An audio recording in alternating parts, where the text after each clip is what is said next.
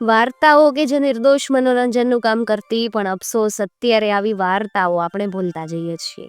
એમ છતાં પણ આજે પણ એવો વર્ગ છે કે જેને આવી જૂની વાર્તાઓ સાંભળવી ગમે છે.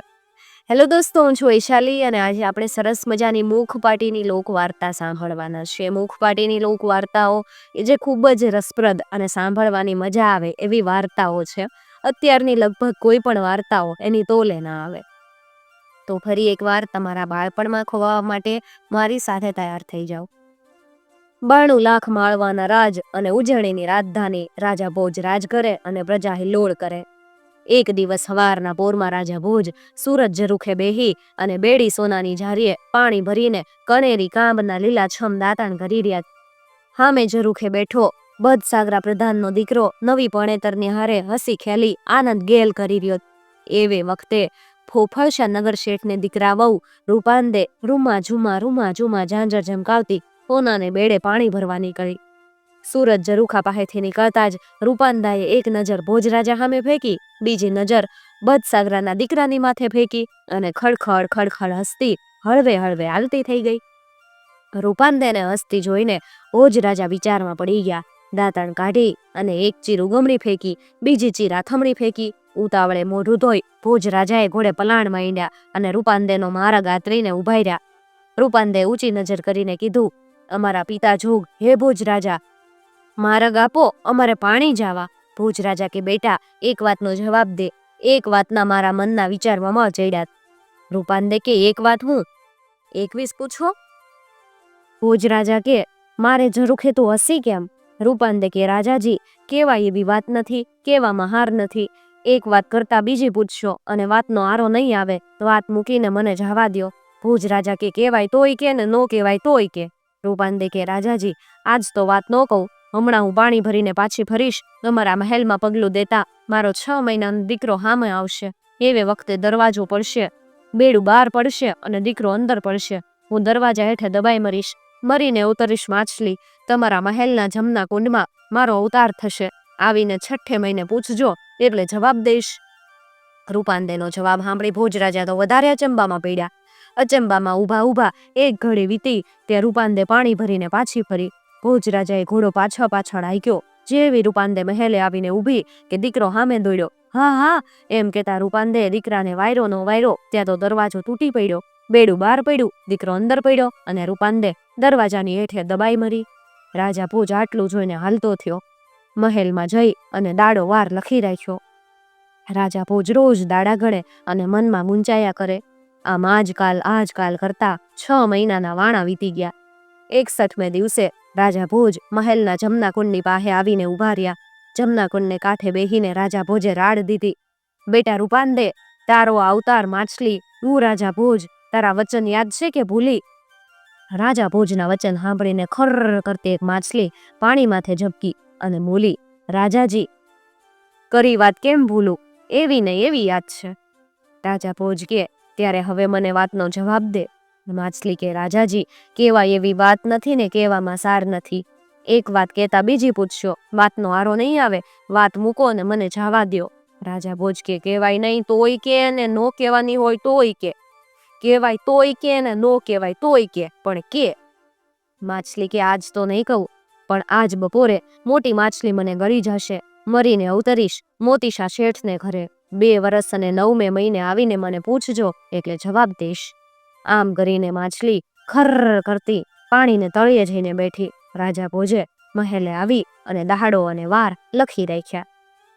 આ બાજુ મોતીશા શેઠ સાથે રાજા ભોજને કાંઈ વ્યવહાર નહીં, એટલે રાજા ભોજે તો વ્યવહાર બાંધવાનો શરૂ કરી દીધો. મોતીશા શેઠને 1 કામ અને 2 કામ કરીને કામ ચીંધવા માંડ્યું અને થોડા મહિનામાં તો ઘરવટ બાંધી દીધી. મોતીશા શેઠ રાજા ભોજને મહેલે આવે જાય અને રાજા ભોજ મોતીશાને શેઠના ઘરે આવે જાય. આમ કરતા 9 મહિના વીત્યા. મોતીશાને ઘરે એક દીકરી અવતરી. રાજા ભોજે નામ પાડ્યું હીરાંદે. હીરાંદેને ખોળે લીધી અને મોતીનો હાર પહેરાવ્યો. રોજ રાજા ભોજ મોતીશાને ઘરે આવે, હીરાંદેને રમાડે. હીરાંદે રાજા ભોજના ખોળામાં ઘૂઘવાટા કરે અને પગલીઓ પછાડે. આમ કરતા આ હીરાંદે 1.5 વર્ષની થઈ અને કાલું બોલવા લાગી. 2 વર્ષથી થાતા તો વાતો કરવા લાગી અને ફોફળશાને ઘેરથી એમના દીકરા માટે માંગવું આવ્યું. મોતીશાએ માંગું વધાવી લીધું અને ભોજ રાજાને ખોળે હિરાંદેને મૂકી અને ચાંદલા કર્યા. આજે બરાબર 2 વર્ષ અને 9 મહિના પૂરા થયેલા એટલે રાજા ભોજે ખોળામાં રમતી હિરાંદેને પૂછ્યું, કા બેટા રૂપાંદે, તારો બીજો અવતાર માછલી, ત્રીજો અવતાર અહીંયા, તારા વચન યાદ છે કે ભૂલી? હિરાંદે કે, મારી વાત કેમ ભૂલું, એવી ને એવી યાદ છે. રાજા ભોજ કે, તો હવે મને મારી વાતનો જવાબ દે. હિરાંદે કે, રાજાજી, કેવા કરતા કરી બતાવ્યું તોય વાત ન સમજાણી. રાજા કે, કેમ આવા ગૂઢ વેણ બોલી? હિરાંદે કે, રાજાજી યાદ કરો, આજે જેની સાથે મારા સગપણ થયા ને એ ત્રીજે અવતારે મને શું થાય? વિચાર કરીને રાજા ભોજ કે, ઈ તો તારો દીકરો થાય. હિરાંદે કે, દીકરા અને માના સગપણ ક્યાંય સાંભળ્યા? તોય આ બધા સંસારના વાહ. એક ભવ થાતા માનવી આગલો ભવ ભૂલે અને નવો ભવ જોવે. તે દી પણ હું એટલા માટે જસીતી તમારા બદસાગરા પ્રધાનનો દીકરો નવી પણેતલ સાથે હસતો રમતો હતો, પણ આગલે ભવ તેઓ હતા માં અને દીકરો. ઈ દેખીને હું હસી અને હાલતી થઈ. આટલી વાત સાંભળતા રાજા ભોજ વિચારે ચડ્યો અને 4 પળ વિચાર કરીને કે, ત્યારે હે દીકરી, તું આગલા ભવે કોણ હતો? હિરાંદે કે, હું તો તમને પહેલેથી જ કહેતી હતી કે રાજાજી, એક વાત કહેતા બીજી પૂછશો અને વાતનો આરો નહીં આવે. મારું વચન પૂરું થયું એટલે મને રજા આપો અને તમારા આ સવાલનો જવાબ બીજે ક્યાંકથી મેળવી લ્યો. આટલું બોલીને હિરાંદે દોડતી ભાગી ગઈ અને છોકરાઓની સાથે મંડી રમવા. રાજા ભોજ ઉઠીને મહેલે આવ્યો, પણ એના મનમાં એક જ રટણ લાગી ગયું કે મારો આગલો અવતાર શેનો? રાજાને દિવસે કામ પૂછતું નથી, રાતે નીંદર આવતી નથી, વારે વારે એ જ વિચાર આવ્યા કરે અને મનોમન પૂછ્યા કરે. 7મે દિવસે રાજા ભોજ દરબારમાં આવીને બેઠા. દરબારમાં 500 પંડિત, 600 વ્યાસ અને 700 જોશી બેઠેલા. એમની સામે નજર કરીને રાજા ભોજ પૂછે, અરે પંડિત વ્યાસ જોશી, તમે વેદ જાણો, વેદાંત જાણો, ખટ શાસ્ત્ર અને 18 પુરાણ જાણો, મને એક વાતનો જવાબ દ્યો. પંડિત વ્યાસ અને જોશીઓએ સ્વસ્તિ સ્વસ્તિ એવા આશીર્વાદ પોકારી ઊંચા હાથ કરીને કીધું, હે રાજા, પૂછો વાત. રાજા ભોજ કે, બીજું બધું તો ઠીક, પણ મારો આગલો અવતાર શેનો? મેં એવા શા પુણ્ય કર્યા કે મારે કપાળે 92 લાખ માળવો લખાયો? આ વાત સાંભળતા પંડિત પુરાણી અને વ્યાસ જોશીઓને કપાળે કરચલીઓ પડી ગઈ. પાટી લેખણ લઈ આંકડા મીંડા મલાગવા. 1 લખી 11 આંકડા ભૂસે, 2 લખી 12 આંકડા ભૂસે, પણ આંકડામાં આગલા ભવની વાત કેમ આવે? એક પહોર વાટ જોઈને રાજા ભોજે કીધું, આજ નો કહેવાય તો કાલ કહેજો, અને કાલ નો કહેવાય ને તો 6થે મહિને કહેજો, પણ કહેજો. પંડિત પુરાણી ને વ્યાસ જોશી બગલમાં પોથી મારીને ઘરે હાલતા થયા. આમાં સૌથી મોટા માઘ પંડિત. માઘ પંડિત વિચારમાં અને વિચારમાં ઘરે હાલ્યા જાય. એક પગ આમ પડે, બીજો તેમ પડે. ઘરે જઈને માઘ પંડિત પાટી લેખન લઈને બેહી ગયા. આખો દિવસ આંકડા લખે પૂસે, ખાવાની વાત નો કરે, પીવાની વાત નો કરે. આમ કરતા કરતા 7 દિવસ ગયા તોય જવાબ ન મળે અને ભૂખથી શરીર ગળતું જાય. માઘ પંડિતના ઘરે એક જ દીકરી. દીકરીનું નામ શીલવંતી. શીલવંતી બાળ વિધવા અને બાપની થાળી લાવે ને હામી મૂકે, પણ માઘ પંડિત થાળી સામે જોતાય નથી. થાળી એમ ને એમ પડી રહે. 8મે દિવસે દીકરીએ પૂછ્યું, હે પિતાજી, એવા અઘરા આંકડા શાના માંડો કે આવું ભૂલો? ખાવું પીવું કાંઈ યાદ નથી રહેતું, અને અંગે અંગે તો જો તમે કેવા સુકાતા જાવસ. માઘ પંડિત કે, દીકરી, રાજાએ આગલો અવતાર પૂછ્યો, આગલો અવતાર આંકડામાં ન આવે. જવાબ ન આપું તો મારી પંડિતાઈ લાજે. શીલવંતી કે, જાઓ 6થે મહિને રાજાને જવાબ દેજો કે રાજાજી, આ તે કાંઈ મોટી વાત, આ વાતનો જવાબ તો મારા ઘરની દીકરી દઈ દે. 6થે મહિને રાજા ભોજે દરબાર ભર્યો. 500 પંડિત, 600 વ્યાસ અને 700 જોશી બેઠા અને રાજા ભોજ પૂછે, હે રાજ, ઉજ્જૈનીના પંડિત પુરાણીને વ્યાસ જોશી, મારી વાતનો કોઈ જવાબ આપો. તરત માઘ પંડિત ઊભા થયા અને બોલ્યા, હે રાજા, આ તે કઈ મોટી વાત નથી, આ વાતનો જવાબ તો મારા ઘરની દીકરી દઈ દે. પંડિત પુરાણીને વ્યાસ જોશી બેઠા હતા. ઝડપ રાજા ભોજ ઊભા થયા. માઘ પંડિતને લઈ એમના ઘરે આવ્યા અને શીલવંતીને પૂછ્યું, અરે બેટા, મારા સવાલનો જવાબ દે. શીલવંતી કે, રાજાજી, આ વાત નો પૂછવામાં સાર નથી. એક વાત કરતા બીજી પૂછશો અને વાતનો આરો નહીં આવે. રાજા ભોજ કે, મારું મન વિચારે ચડ્યું, એક વાત કે તો બીજી નહીં પૂછું. શીલવંતી કે, તમારી વાતનો જવાબ હું તો ન આપું, પણ અહીંયાથી 80 કોસ માટે ચંદન નગરી છે. એ નગરીના હીરા ચોકમાં ઊભા રહેજો. એક બાઈ પોતે બોલાવીને તમને એનો જવાબ દેશે. તરત રાજા પાછો ફર્યો. પોતાના માણેક ઘોડા માથે પિત્તળિયા પલાણ માંડી ચંદન નગરી તરફ હાલી નીકળ્યો. 2 દિવસ પૂરા થતા તો રાજા ચંદન નગરીને દરવાજે આવ્યો અને ત્રીજે દિવસે હવારે હીરા ચોકમાં જઈને ઊભો રહ્યો. રાજા આમ જોવે તેમ જોવે ત્યાં તો નગરશેઠની વહુ સોનાને બેડે પાણી ભરવા નીકળ્યા. નગરશેઠની વહુએ રાજા ભોજની સામે નજર કરીને પૂછ્યું, અરે રાજા ભોજ, અહીંયા કેમ આવું થયું? રાજા ભોજ કે, બાઈ, તું મારા મનની વાત જાણતી લાગે, મારી વાતનો જવાબ દેવા, અને તું તારી પાસેથી મારી વાતનો જવાબ લેવા આવ્યો છું. મારી વાતનો જવાબ દે. નગરશેઠની વહુ કે, તારી વાતનો હું તો જવાબ ન દઉં, પણ અહીંયાથી 80 કોસ માટે વાંજિયા નગરી, ત્યાં બુઢા રાજાને ઘરે કોઈ સંતાન નથી. તું આ બાજુ નગરીમાં પગ મૂકીશ ને પેલી બાજુ એને ઘરે કુંવર અવતરશે. એક પહોર જીવી કુંવર મરી જશે. એને દાટી આવે ત્યારે રાતે જઈ ત્યાં ખોદી કાઢજે, નદીમાં નવરાવી કપાળે ટીલું તાણી તને તારી વાત પૂછજે, ઈ તને જવાબ દેશે.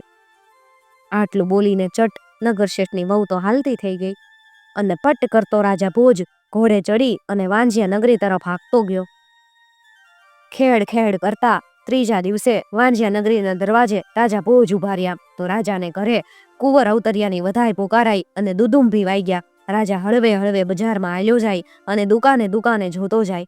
એક પહોરે માણેક ચોકમાં જઈને ઊભો ત્યાં તો કુંવર પાછો થયાના સમાચાર સાંભળ્યા. આખું ગામ આભળવા આવ્યું. રાજા ભોજ પણ ફટકું માથે બાંધીને આભળવા ગયા અને કુંવરને દાયટો એ જગ્યા જોતા આવ્યા. ધીમે ધીમે ધીમે રાત પડી. એક પહોર વીચો કે વળી રાજા ભોજ મહાણે આવીને ઉભા રહ્યા. જગ્યા ગોતી મળદું કાઢ્યું, મળદાને પાણીમાં નવરાવી કપાળે ટીલું તાણી ખોળામાં લઈને રાજા ભોજ બેઠા અને બોલ્યા, હે બાળ મળદા, હું 300 કોસ ખેડીને તારી પાસે આવ્યો છું. તારી પાસે મોકલનારમાં અને જો એનામાં સત હોય ને તો મારા મનની વાતનો જવાબ દે. મળદું નાના નાના હાથ ઉછળતું અને આંખો મટપટાવતું ખડ ખડ ખડ હસી પડ્યું. રાજા ભોજ, એ વાત પૂછવી રેવા દે, એક કરતા તું બીજી વાત પૂછીશ અને વાતનો આરો નહીં આવે. રાજા ભોજ કે, મારું મન વિચારે ચડ્યું, એક વાત કે, બીજી નહીં પૂછું. આગલે અવતાર તું હતો કઠિયારો, ચંદન નગરીના નગરશેઠની વહુ તારી સ્ત્રી હતી, હું તારો દીકરો હતો અને માઘ પંડિતની દીકરી શીલવંતી મારી વહુ હતી. આપણે લાકડા વેચીને ગુજરાત ચલાવતા, પણ તારું દિલ બહુ મોટું હતું. તું રોજ એક અભ્યાગતને જમાડીને જમતો અને ગુજારો કરતા વધતું એ ગરીબ ગુરબામાં વેચી દેતો. એમ કરતા કરતા એક વરસ જગ દુકાળ પડ્યો. એક જગ દુકાળ નહીં પણ 7 જગ દુકાળ પડ્યા. 3 દુકાળ તો તારું નીમ નીભું, પણ ચોથે દુકાળે નગર શેઠને લાકડા કાપીને નભવાનો વખત આવ્યો તે આપણા લાકડા કોણ લે? આપણે તો ભૂખે મરવા લાગ્યા ને 7 દિવસના કડાકા પડતા આપણે હાલી નીકળ્યા. હાલતા હાલતા હાલતા એક વનમાં આવ્યા. વનમાં એક તળાવ, તળાવની કાંઠે વડલો અને વડલાની નીચે મઢીમાં એક તપેસરી રહે. તપેસરી માટે રોજ આકાશથી અન્નના 2 થાળ ઉતરે. તપેસરી એક થાળ પોતે જમે ને બીજો થાળ અભ્યાગતને આપે. બપોર થયા ને તપેસરી માટે 2 થાળ આકાશમાંથી ઉતર્યા. એવામાં આપણે ત્યાં ગયા. એક થાળ પોતે જીમા અને બીજો થાળ આપણી તરફ ધર્યો. આપણે હતા 12 દિવસના ઉપવાસ, પણ તારે હતા નાઈને ખાવાના નીમ. તું નાવા ગયો, અમે 4 ભાગ પાડી ને ખાવા બેઠા. તું નાઈને પાછો આવ્યો ત્યાં કોઈ અભ્યાગત આવીને ઊભો રહ્યો, કાળો કખડાટ કરતા. ઈ કે, મારા 20 દિવસના અપાહ, ખાવા આપો રે, કોઈ ખાવા આપો. તરત તે તારો ભાગ એને આપી દીધો. અભ્યાગત 2 હાથે ખાવા લાગ્યો. ઘડી પલમાં તારો ભાગ પૂરો કરીને ઈ કે, હજી આપો રે, હજી આપો. ભૂખની અગન ઉઘડી. તરત તે મારી માને કીધું કે રે, હે અસ્તરી, તારો ભાગ આ અભ્યાગતને દે. મારી માને ભૂખ તો લાગેલી, પણ એ તને આધીન હતી. મને કમને એણે પોતાનો ભાગ અભ્યાગતને આપી દીધો. અભ્યાગત લૂસ લૂસ બીજો ભાગ ખાવા લાગ્યો. ઘડી પળમાં ઈ ખાઈ ગયો.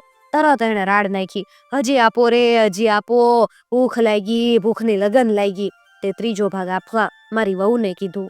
મારી વહુ તારી આજ્ઞા પાળતી, પણ એને કાંઈ ભૂખ લાગેલી. પોતાનો ભાગ આપતા પહેલા આડો ઘૂંટો કરી એણે એક કોળિયો ખાઈ લીધો. અભ્યાગત તો લૂસ લૂસ ખાવા લાગ્યો.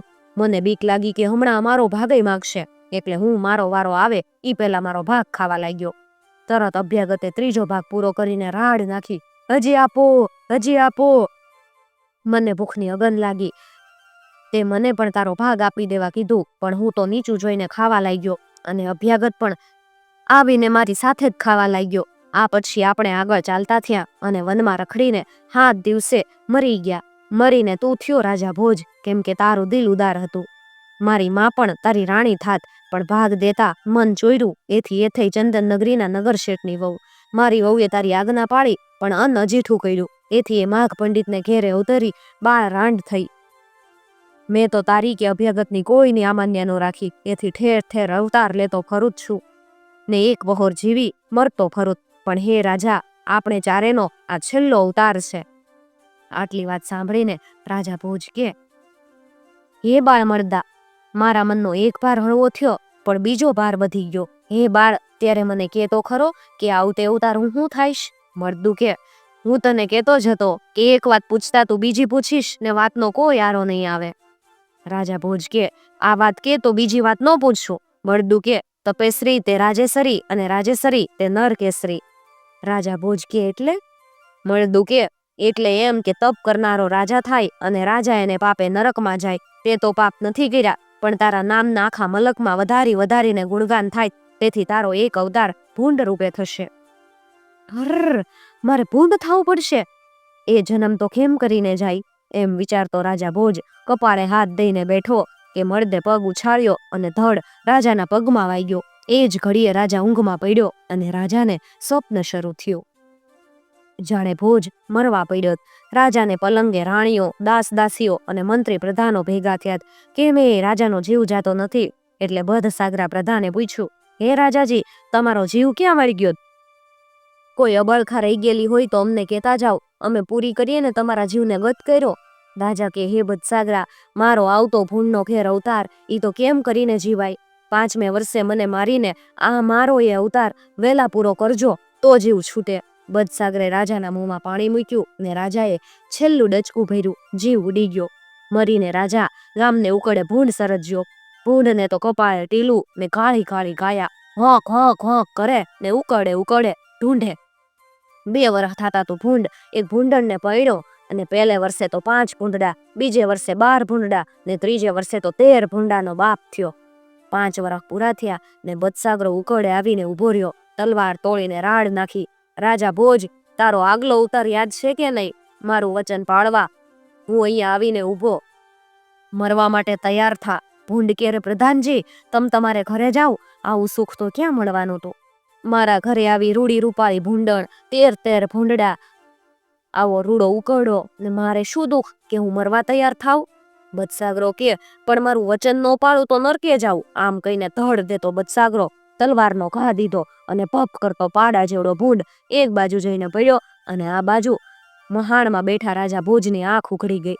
તરત ખડખડ ખડખડ દાંત કાઢતું બાળ મળદું બોલ્યું, કા રાજા ભોજ, આવતો અવતાર કેમ જીવાશે? એ જાણ્યું કે નહીં? આ તો સંસારના વા. એક ભવ થાતા માનવી આગલો ભવ ભૂલે ને નવો ભવ જીવે.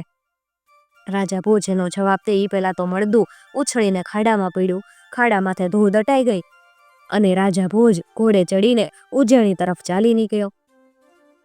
આવી હોય આપણી મુખપાટીની લોકવાર્તાઓ, જે મનોરંજનની સાથે સાથે સંસ્કાર, ચિંતન અને ગુણોનું પણ જ્ઞાન આપે. મિત્રો, તમને આવી વાર્તાઓ સાંભળવી ગમતી હોય તો ચેનલને જરૂરથી સબસ્ક્રાઇબ કરી અને સાથે આપેલું બેલ આઇકોન પ્રેસ કરજો, જેથી આવનાર નવા વિડીયોઝની નોટિફિકેશન સૌથી પહેલા તમને મળી શકે.